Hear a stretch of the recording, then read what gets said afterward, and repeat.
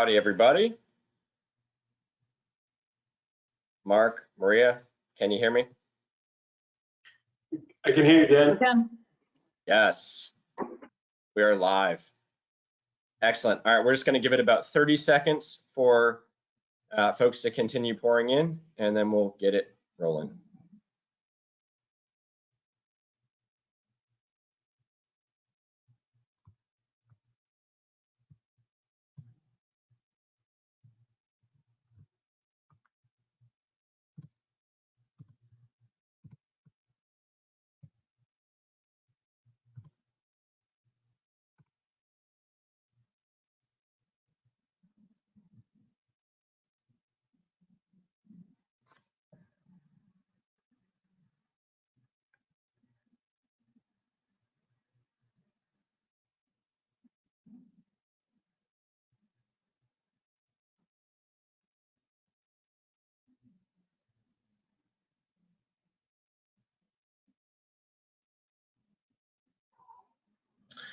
All right, let's get going. So welcome everybody to another Utility Cloud Skill Series.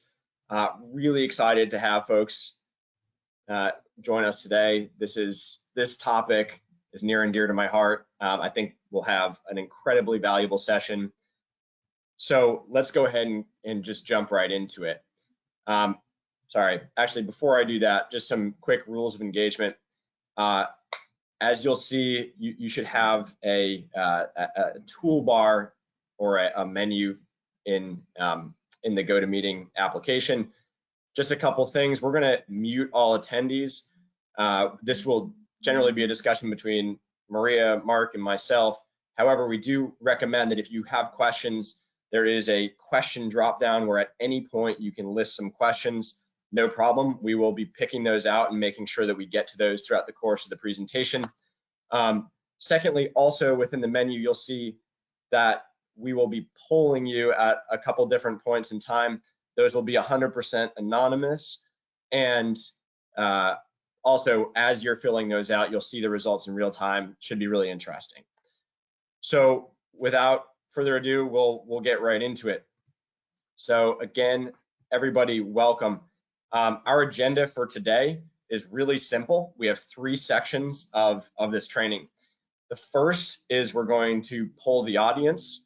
We found this to be a really popular method of having folks see where their peers are at on different issues. What's bothering some people, what tools, tactics, et cetera, others are using. I think this is a really helpful and fun way to benchmark. We'll also be sharing the results of that completely anonymized just by the numbers. The second is we'll get into best practices. This will be a bit of me monologuing with Maria and Mark chiming in at points where we're just going to go over some best practices related to technology and data management as it pertains to your fog and industrial pretreatment programs. So we'll get through everything from data collection through triggering, scheduling, et cetera, all the way through your reporting requirements internally and externally. And finally, we're going to dedicate the bulk of the presentation to a conversation with Maria.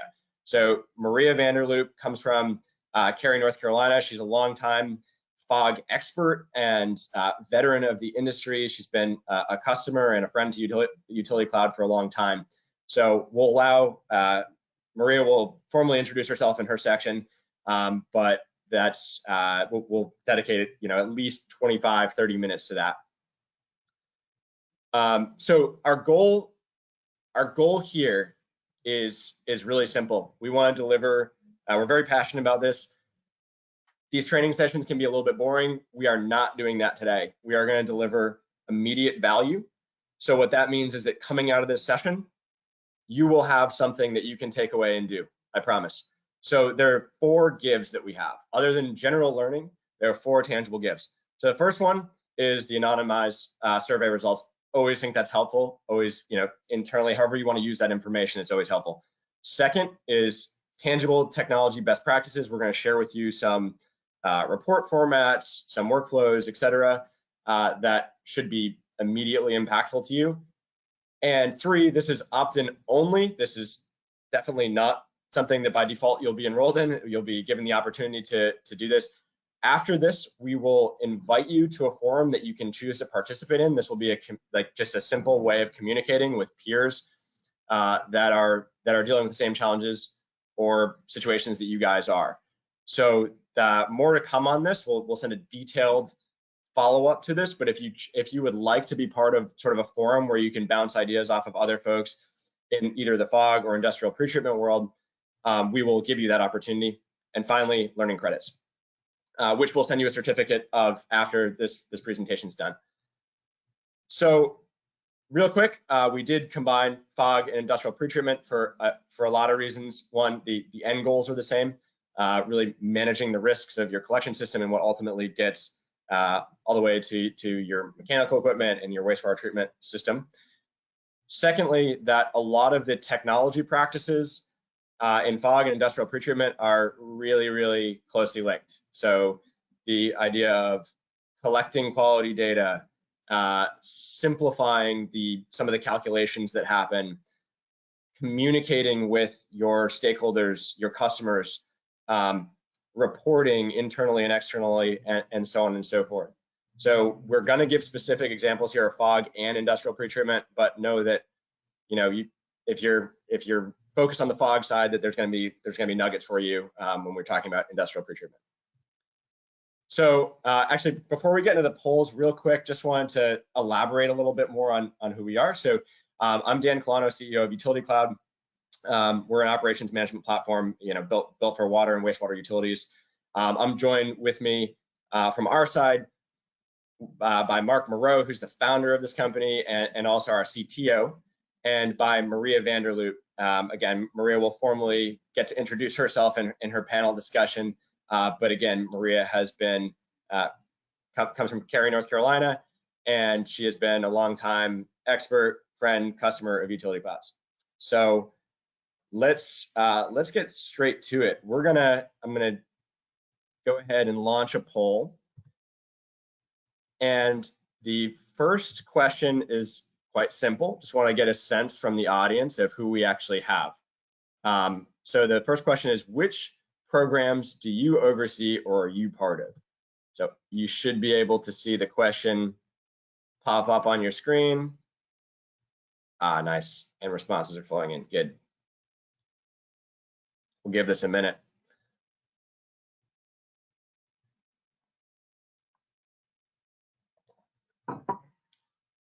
Okay, good. All right, looks like majority of folks have voted. This is great.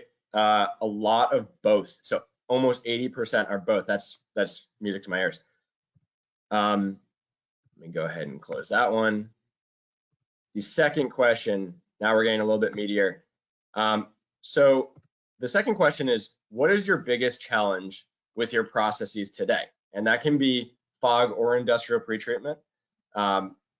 This is sort of across the board. So responses, reporting, that's internal and or external reporting, is cumbersome. It takes a lot of time. Data quality, our data is inconsistent and requires a lot of manual review, copying and pasting. There's a lot of room in our process for data to get messed up. Collaboration with non-utility. So, the FSEs or SIUs actually communicating results or helping them stay within compliance.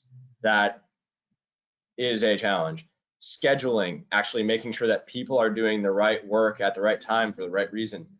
And finally, technology. That's just a general blanket statement that whatever technology you're using to facilitate this process is not sufficient for your needs for whatever reason.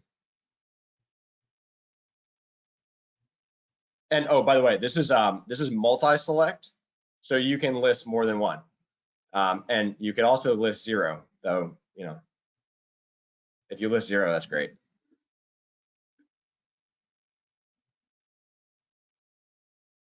All right, so I'll provide a little bit of commentary just so you get, you're not staring at a screen here.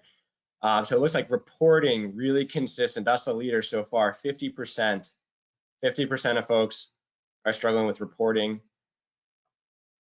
Second, technology, 42%. Actually, the reporting's gone up now. Technology, that is technology that you guys are using, 42% of you guys saying it's not meeting your needs. And 33% are saying that the collaboration with your stakeholder, your external stakeholders, is challenging. It looks like there's actually 23% and 18% respectively on scheduling and data quality. So this is great. Summary here, there are a lot of challenges. That's not a surprise. We work with utilities every single day, and this is not a surprise, but really good to understand sort of the relative concerns of folks on the phone here. All right, we're going to close that one down. The next one is going to require a little. This can be high level math here. We don't need anything perfect here. The question is, how many hours per day on average does your group, however you define your group, spend manually QAing and QCing field data? So let me launch that one. And again, this is on average. I'm sure some weeks are worse than others, but the general rule of thumb here.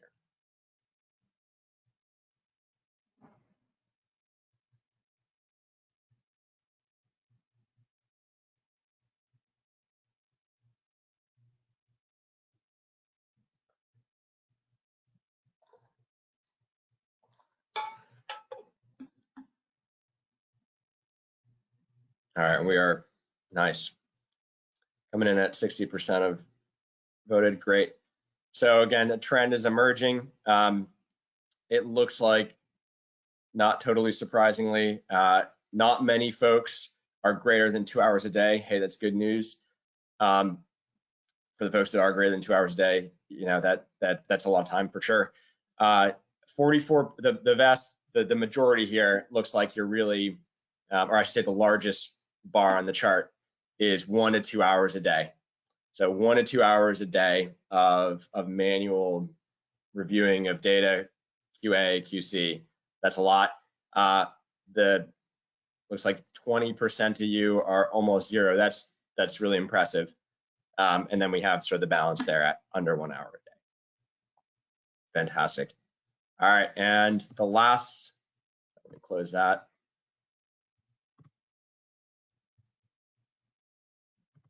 Two more questions. Hopefully these are really interesting, as interesting to you as they are to me. Second to last question is, this is industrial pretreatment specifically, because we know some of the reporting requirements there in certain cases can be robust.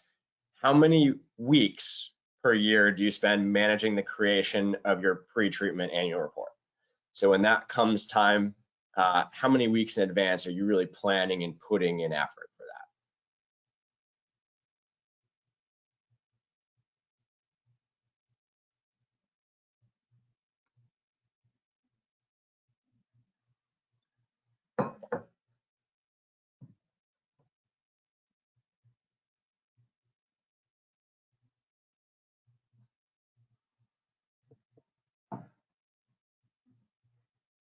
All right, I'm going to provide some color commentary here. All right, 20% of you guys, 4+ weeks. Yeah, that's a lot of time. 31% of you at 2 to 4 weeks. So that's the largest bucket there. 28% of you 1 to 2 weeks, and 22% almost 0 weeks. Again, super interesting. And finally, the last one, this is something we pull on whenever we talk to folks about it, is Chrome Air compliance. So Chrome Air compliance is or is not a critical requirement of your utility right now?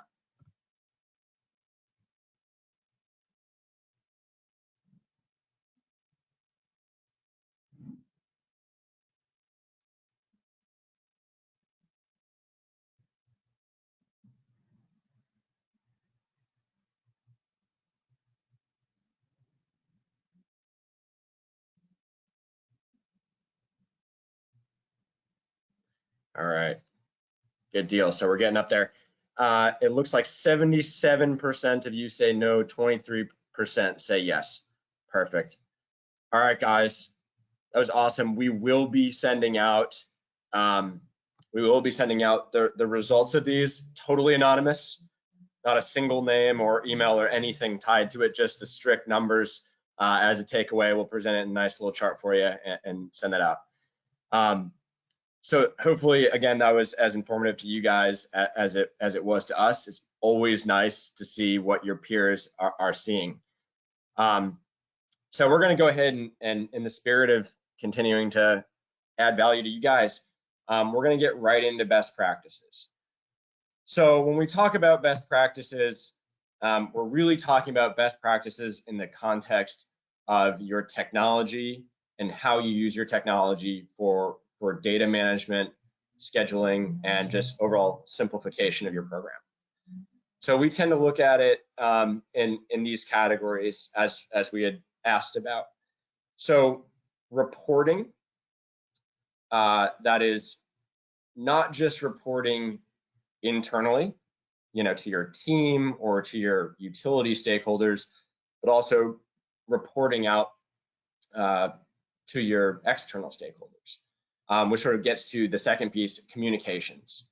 That's not necessarily just reporting, but it's communications in general, notices of violations, requirements on the behalf of the the industrial user or on behalf of the FSE. The 3 through 5 is really what I'd argue to be the meat and potatoes. Like you can't do 1 and 2 if you don't at least do 3 well. So that's going to be, we're going to spend a little bit more time on sort of the data collection QA. But in order to do reporting and communications well, you have to get 3, certainly 3 right, and probably 4 and 5.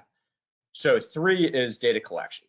That's how do you actually collect the data in the first place, and how do you ensure that the data itself is of high quality? You can't do anything with bad data, and if you do, it might be misleading. So we're going to talk a lot about how you get that piece right. 4 is triggering. So that's like, how do you figure out what's next? Okay, so someone failed an inspection. What does that mean? What's the next step? How do we simplify the what next? And 5 is more general. That's across the board. How are we scheduling the right task at the right point in time for the right reason? So 3, 4, and 5, we're going to spend most of our time on that. But we're going to start with reporting. So we'll start with FOG-specific examples. And again, we'll send this stuff out to you guys so that you have it. So reporting, it is important to think about reporting first, because you want to think about what information do you need to collect in the first place.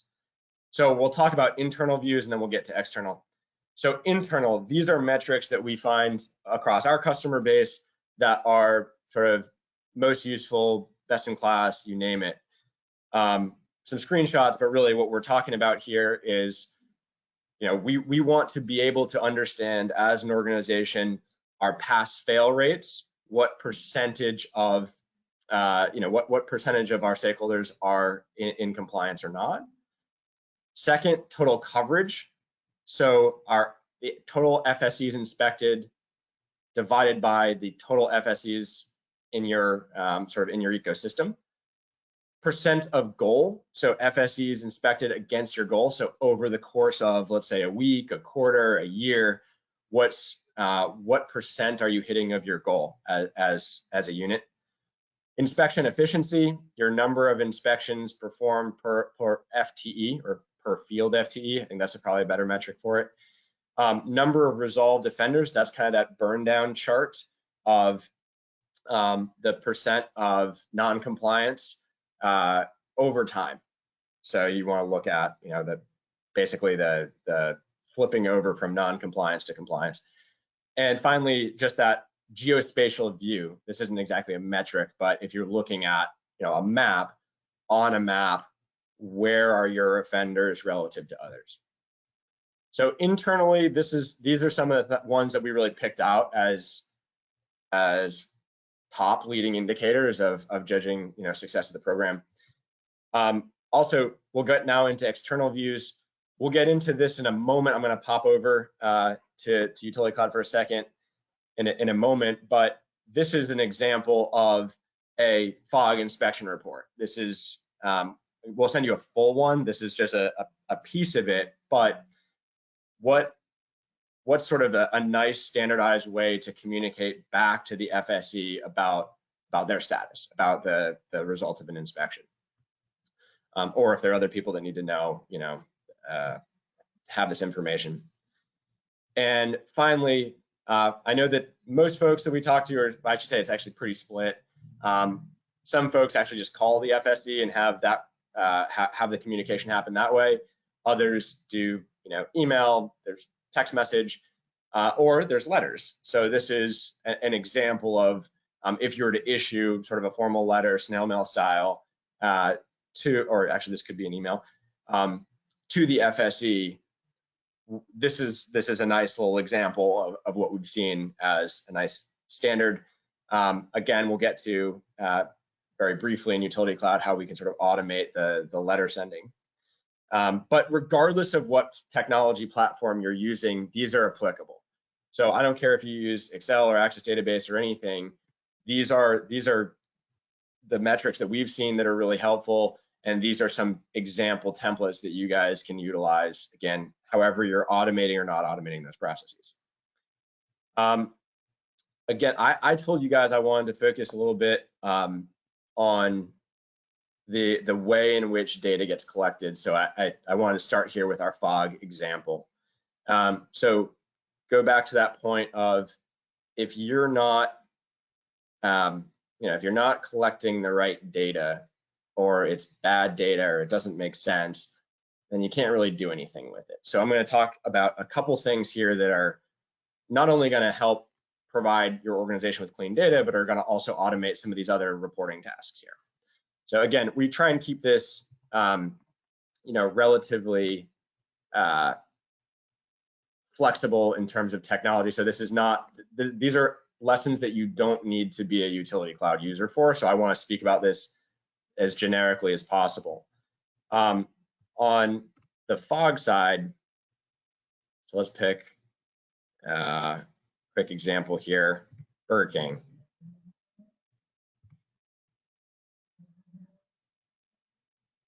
So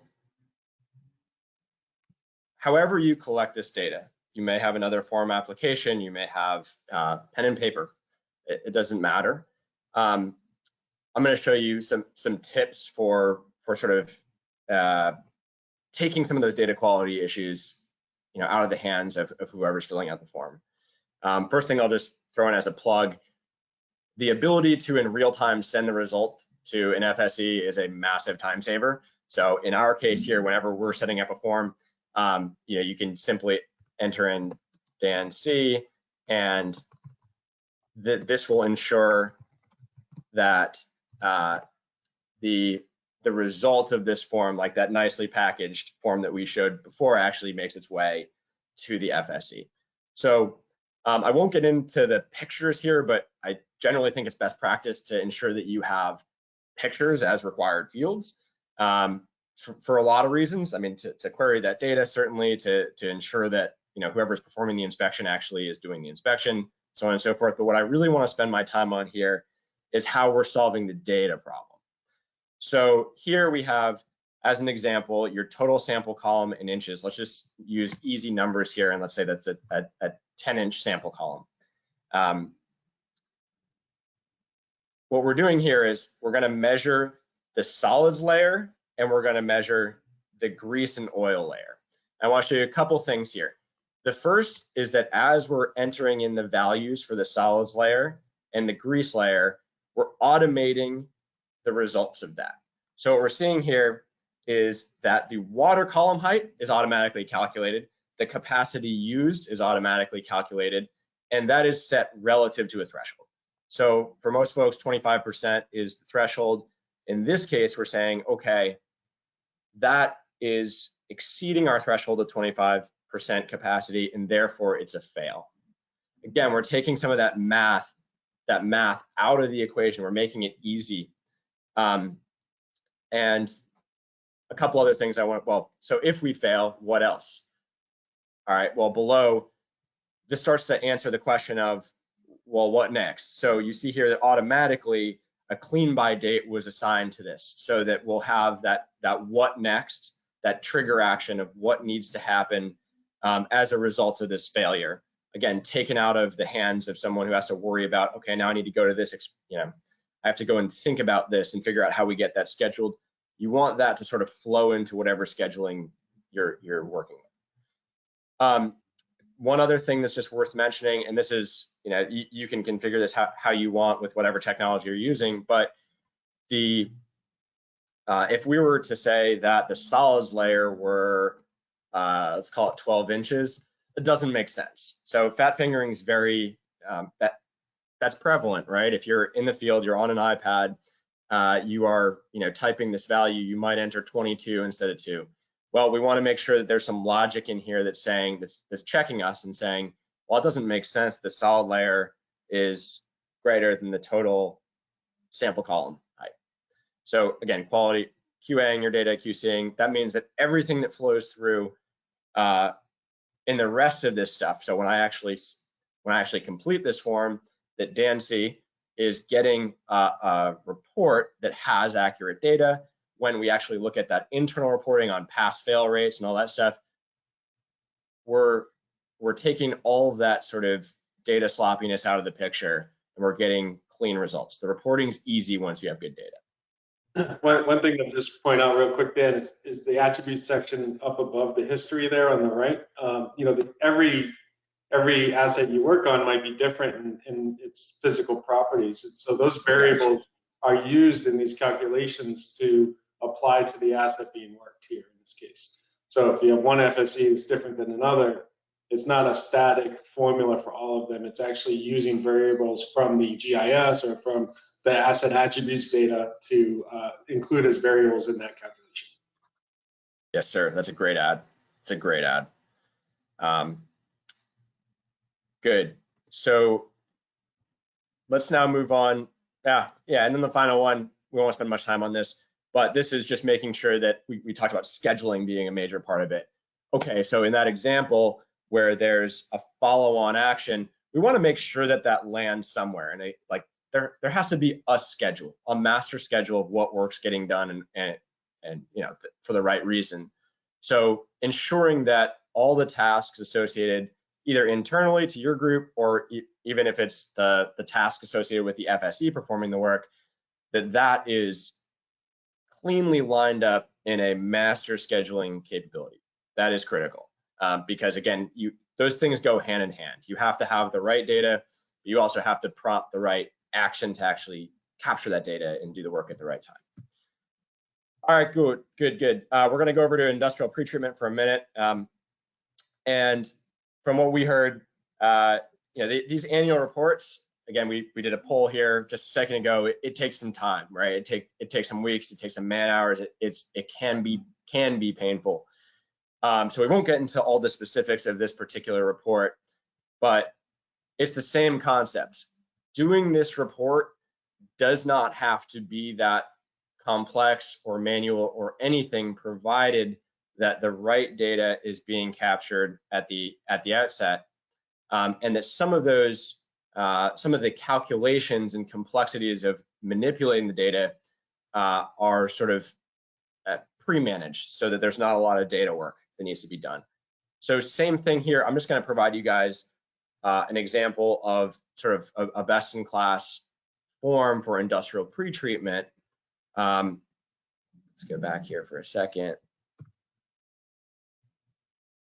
And we'll show you how we're doing sort of the same concepts as we looked at with fog there. Let's pick 7. Okay.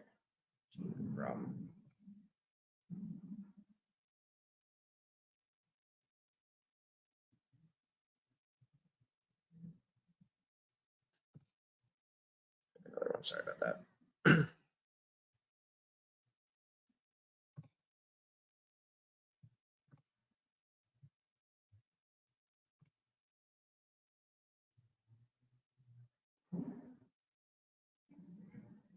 All right, so this is a great example. Sorry about that. I initially clicked on the wrong thing. So another example here where as an industrial user, we want the concept here, right, is you're taking a sample, you're looking at some concentration just in that one sample, but there's a broader extrapolation of the total amount of that substance that's being introduced into the collection system and ultimately to the wastewater treatment facility. So another great example of, let's just say that this particular industry has one MGD. That's pretty large. And in terms of the sample itself, let's just say that for ease of numbers here, that there are 5 milligrams per liter of BOD. So again, how can we start to take some of that extrapolation, some of the calculation, some of the math just out of the hands of whoever's actually, who's actually filling out the form?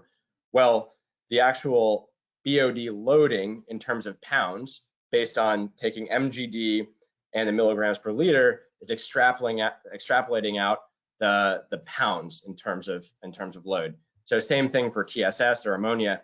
We're using that MGD as sort of the greater body of water, and we're extrapolating out based on the sample the total loading into the system. So another really good example of how you can start to front load some of that math and ensure that the data coming in is really meaningful and accurate. All right, good. So great. We have 30 minutes just as planned. So Maria, thank you again for being here. Maria, if you wouldn't mind, would you briefly introduce yourself for the group? Sure, thanks, Dan. Hi, I'm Maria Vanderloop. I'm with Cary, North Carolina. It's a small city on the edge of Raleigh, North Carolina. Our population is about 160,000 folks, and in our system we have roughly 840-ish food service establishments, or FSEs. I've been in wastewater a long time, and I've enjoyed all the aspects of it. When you were showing the industrial data form, I was just picturing in my head, wow, that would be a great way to flag oops violation, or yes. Put those alerts in there. So anyway, having those automated alerts are a good thing, and then also I noticed your summary form to the lower right side where all of the data was listed in like a column format, so you could quickly do compliance judgment that way as well. Yes. Yeah, so Maria, we'll have to follow up on that. We want to make sure that absolutely. I think that's one of the from a reporting, or I should say, like at a glance, looking at where your violations, and then make sure that the right triggers are applied to those to take the right action. Yep. Awesome. Thanks for inviting me to talk about FOG today. That is, we use Utility Cloud. Gosh, probably 80% of what we use it for is our FOG program. And we started in about 2017. We migrated from an Access database, and since then we've added monitoring our industrial wastewater survey forms, housing our database in Utility Cloud for that information. And we've also added an oil water separator asset class, just to track, where are the oil water separators throughout town, because a lot of people don't even know that they have them, even though we require them to be installed upon construction. So anyways, it's been great to expand outside of FOG since 2017. Awesome. Thank you. So Maria, if you wouldn't mind, we were joking, I guess, before the call here on you and team reminiscing about the old days. Tell us about the old days. What did what did the process look like end to end? Walk us through sort of a couple kind of not process flows, that's a strong word, but how did it look? What were people doing to solve these problems? It was sort of painful, although at the time we didn't realize that we were in pain because it's all we knew at the time, you know. But when we got together yesterday just to talk about, you know, where were we, where are we now, what were we doing then, it was, you know, at first it was, gosh, I haven't even thought about that in a long time, because we've moved on from that. But back in the day, we used what we called Hyper PM for a work order system, and that was managed by another person. And so we would get printouts of this food service is due for inspection. And so we had, you know, a stack of paper, and each inspection was on a piece of paper as a scheduling tool. And we did manage a master list within Access. We had a master list, and then we had a query of our actual inspections. So the master list query was used for sending over to finance in order to get our fog fees included on the utility bill, and then also sent to this person that managed the Hyper PM work order system. You know, this one's no longer open, here we have a new one, etc. And those didn't always translate. We had no assurance that the new ones that we were turning in were set up to be on the same schedule or even in the same month as their neighbor in the same shopping center. So we were running all over town. The changes in the database were not always saved properly. And so at times we did have to call IT and say, hey, can you recover a previous version? Then we took our paper out into the field. And years ago, this predates me, but the group was using a Myco pen. It was an electronic pen to enter the information on a specific form, and then they would dock the pen. And theoretically, the information would translate, but of course, there were issues with that. We had to pay for support. We had to buy the forms. It was really hard to change the forms that, you know, make the changes that we needed to see. We had to go through them to do that. Whereas now with Utility Cloud, we just go in and modify our workflows. It's great now. So back then we moved away from MyCoPen, but we kept the forms as kind of a template for our inspections. So we would just use a piece of, you know, that paper with a regular pen and write down all the information. Well, then we'd bring that back into the office at the end of the day and enter it all into Access. And there was no validation of the data, of course. You know, you mentioned the fat finger entries earlier. We had some of that. We had omissions and inconsistencies like TUE versus Tuesday, which made all the querying difficult and hard to sort. I noticed that the notes field was a catch-all. So again, that's really hard to query and sort. If all the information is in the notes category, then, you know, that's a lot of information that you can't sort. And we had to update the resolved or unresolved field, and that was not always completed. The deadline field, again, was not always completed. And the grease interceptor size, this was my favorite. Not really, but when I would get a call from a engineer or a plumber, hey, I'm working on, you know, a fit up at such and such location. It used to be such and such restaurant. Can you tell me what size grease trap they had? And so I'd pull it up and I would say, well, it's either a 1,000, a 1,500, or 2,000. You know, the most recent entry is 1,000, but last year we said it was a 1,500. So anyways, having that now as the asset class, asset attribute in Utility Cloud, it's static. And that was one thing that we did when we made the switch from Access to Utility Cloud, is we made sure that we had all of the accurate information on what size is there. And we actually took measurements with the first round of using Utility Cloud throughout that year, just to make sure it was all correct. And of course, we had manual counting of inspection, the number of inspections and the non-compliance. And I had to do a little bit of data validation in order to make sure those numbers were accurate. Whereas now I just plug in the dates, plug in which inspection type I'm curious about, and I have 2 numbers to divide, and there it is. Yeah. So tons of questions from that. That was fantastic, by the way, like very, very comprehensive. I heard a ton there. So that, from, you mentioned querying the data, just hitting on that point of if the data is not standardized, actually being able to query it, that's a problem. It's scheduling. So some of those scheduling efficiencies of, like being in one part of town and not doing another, like doing something else in that part of town. You're talking about obviously like the macro theme of data in different places. So you had a work order system, you had an access database, you had the forms, you had yes, that's right. And then anyways, so anyways, well, my first, it was not centralized. Yeah, no, that's pretty crazy. Who was actually, so real simple question, who was actually the person?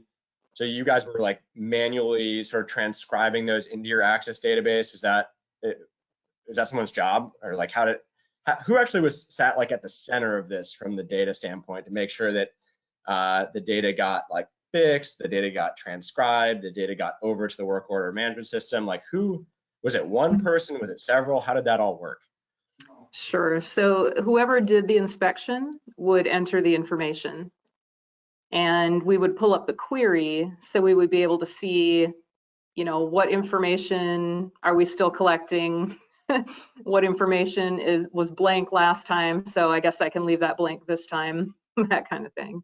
Yeah. And did you have like, with, maybe I'll even take a step back, how at the time, how did you guys measure success of the program? Did you have sort of, a total number of inspections that you wanted to get done, or percent of those, or a compliance number? How did you think about what good looked like then? Mm-hmm.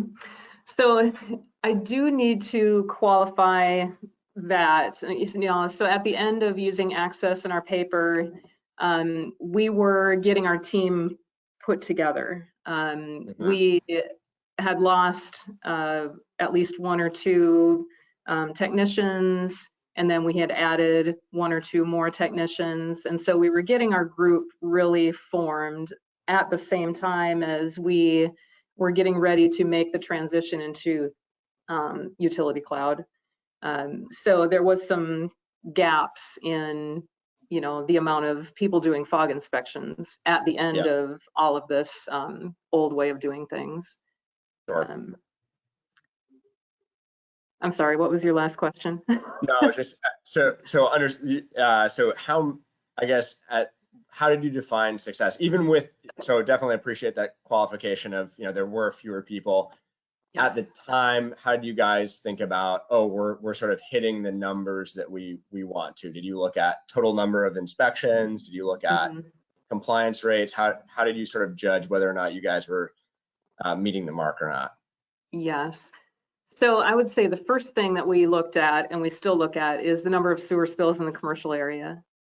That's our overarching goal of the program, is to prevent those and knock wood all over everywhere I can find wood.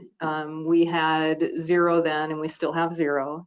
At the time, we also were jetting quite aggressively, and we've changed the way that we jet our commercial lines as well. We now use acoustic testing to verify, does it need jetting or not?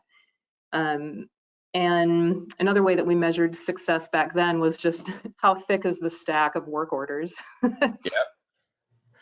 And again, I tried to query, or I did query, the number of inspections divided by the number of non-compliant inspections.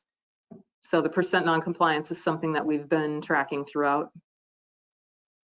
That's great. What did it look like back then, roughly? I mean, so I do have, I looked at that graph yesterday. I've kept a bar chart, and we started at about 32% back in 2014 when I first started looking at all this.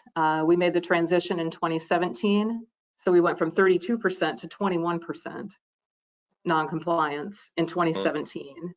and we've remained right around there. Good. All right. And, you know, were there any, in that old way of doing things, were there any questions that were really hard to answer because of the data? I mean, were there some things that you wished you could query that were just unqueryable? Are there, you know, were there questions that, you know, other stakeholders in the business were asking you guys that you couldn't answer? Sure. So one thing that we queried recently that we wouldn't have been able to necessarily back then is, I mean, we did have a field for it, but it just wasn't always entered. And it was, you know, who are the current pumping companies? Because we were wondering, you know, how many inspections that we have done have been the smaller companies around here, and how many are this new kid on the block that seems to be eating up the smaller companies. And, you know, we want to reach out to those companies, and so we need to identify, well, who are they and how many inspections are they actually doing? You know, if it's only 2, do we really need to speak to them? You know, of course we're going to reach out, but if we don't get a hold of them, is that a big deal? Yes or no? Probably no. Right. Great. And what, like, tell us, maybe this is a rhetorical question at this point, but what was that compelling event or that aha moment where you guys decided you needed to switch from old way to new way? So we knew that another division within our department was using Utility Cloud, and it was our lift station folks. They were using it to capture hour times on pumps and drawdown test results and things like that. And we had the opportunity to also begin using something electronic for data capturing and data management. And it was just a natural choice to go with Utility Cloud based on the success that they had had. And then we also met Ricky Langley at one of our conferences, the state pretreatment conference, and he was able to demo an actual, another utility in the state's actual data and what they're actually doing using Utility Cloud. And that was, when I saw what they were doing with reporting, I think that was the thing that made me say, okay, this is now at the top of the pile. Because I really liked their customer reporting function.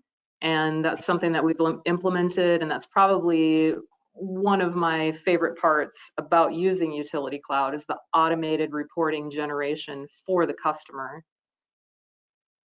So actually, that I'm first of all flattered, but also that was the one question I forgot to ask on the old way of doing things. How, and I apologize if I missed that, but how were you guys at the time, pre 2017, how were you guys communicating with the FSE? So if the FSE was compliant, we would shake their hand and say thank you. And if they were non-compliant, we would give them a carbon form. And we still use the carbon form because we don't always put with the email an alert like, yes, they looked at it, you know, a read receipt. We don't always attach that. And we do like to look over the report prior to sending it out, just to make sure that everything is in the cell that it needs to be. And because Google was doing some updates, this is a few years ago, they would do updates on their end, which would affect our reporting, but it was something Google was doing, and they've since fixed that because it's been a long, long time since we've seen, you know, a green cell pop up out of nowhere or whatever. Anyway, so we were using the carbon forms like, hey, you're non-compliant. This is what you need to do. This is the section of the ordinance that you're non-compliant with. This is the reason. Please sign here that you received it. Thank you. Wonderful. Awesome. All right. So you've already touched on this a little bit, but post utility cloud, post, you know, sort of technology adoption around, now you guys did have technology, I shouldn't say that, but you know, a uniform system around, right? Walk us through a little bit more day in the life. So what does your typical sort of flow look like in terms of doing the inspections, communicating, internal reporting, all that stuff? Okay. So right now we use the routes function in Utility Cloud, and we have three, I'm going to call them full-time inspectors. And anyway, they're all on the call today. So Don, Mark, Gerald, if you guys have any input at all, please chime in the chat.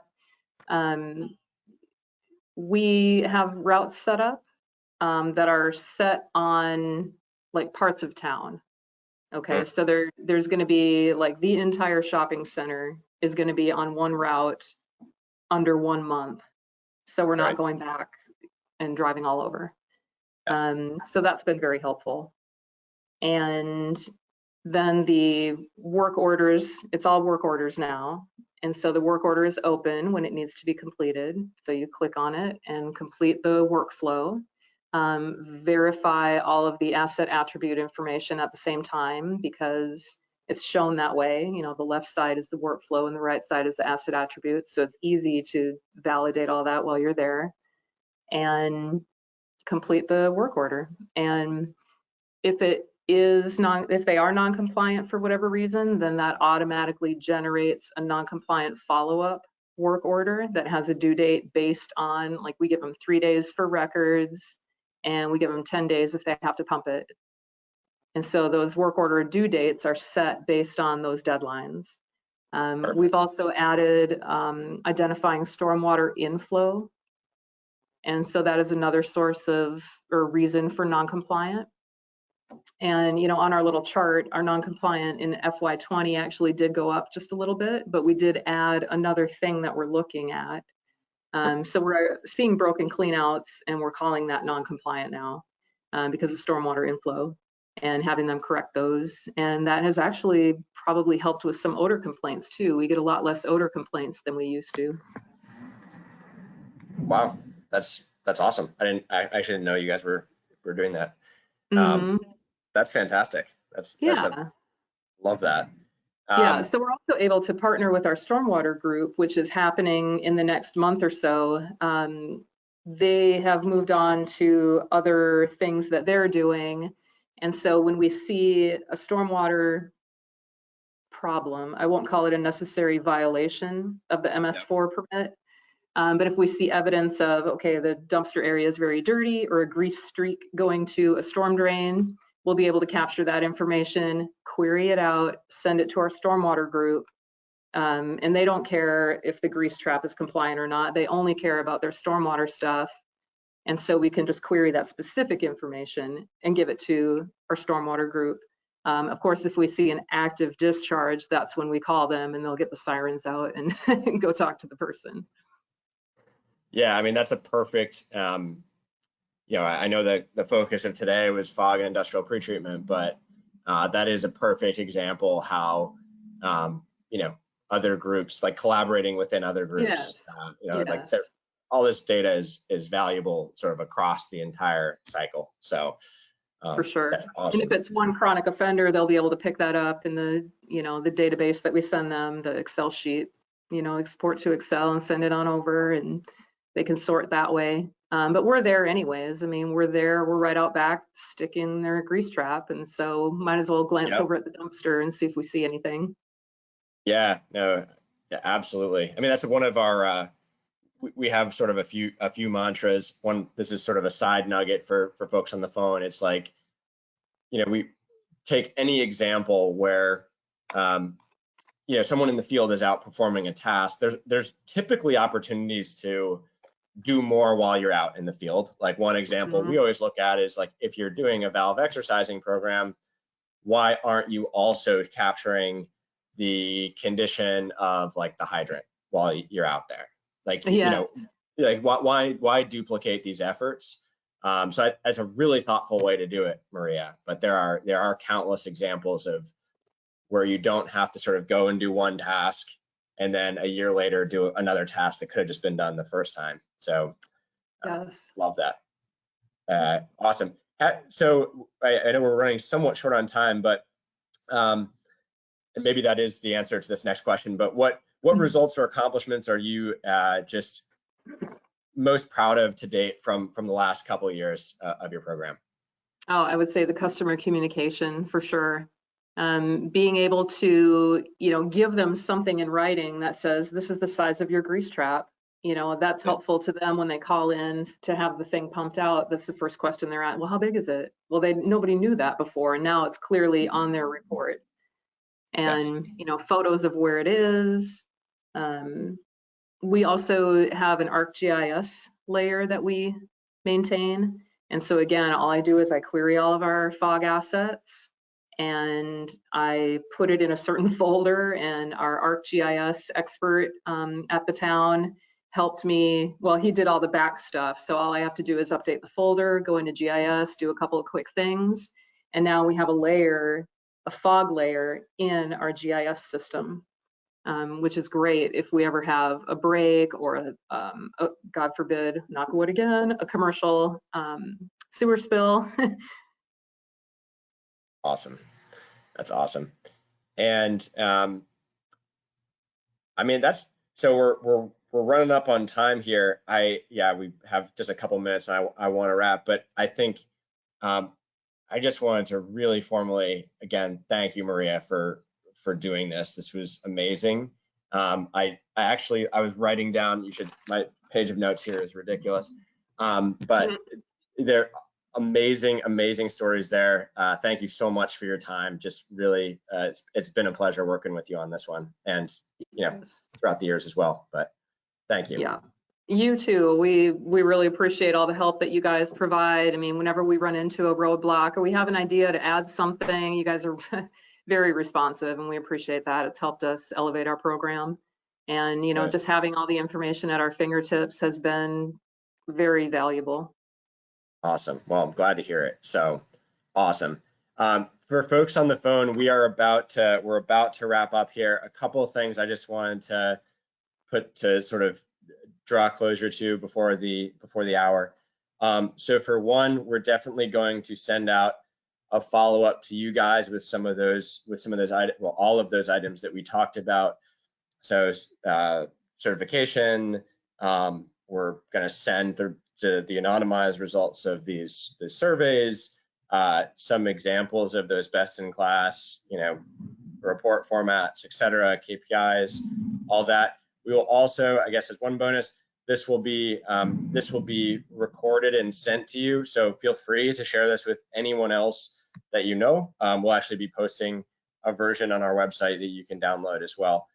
So all that information will be available to you upon follow-up. The last question that we have is just for you guys, just so we know we won't bug or get in touch unless you want us to. I'd say for simplicity, when we send out that response, if you want to just not fill out the survey and get in touch, that's fine. You can just email us back. But wanted to simply put out the question: if anyone wants for one of our experts here to get in touch and talk to you guys about it, let us know. We're happy to have a non-sales oriented conversation about hearing what's up and seeing if there's any way that we can support you or recommend someone who could.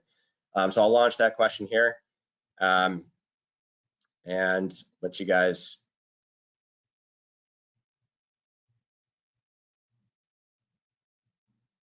take that. All right, good. As we're wrapping up, guys, feel free once you've done that, just feel free to roll off. Again, thank you for everyone. Thank you for your time. As you can tell, I think this is an area of passion for us, and we're genuinely here to help and help spread knowledge in the community. So looking forward to it. And again, really thank you for your time. Thank you, Maria. Thank you, Mark. Thank you, everyone, for doing this. And we'll talk soon. Have a great day, everybody.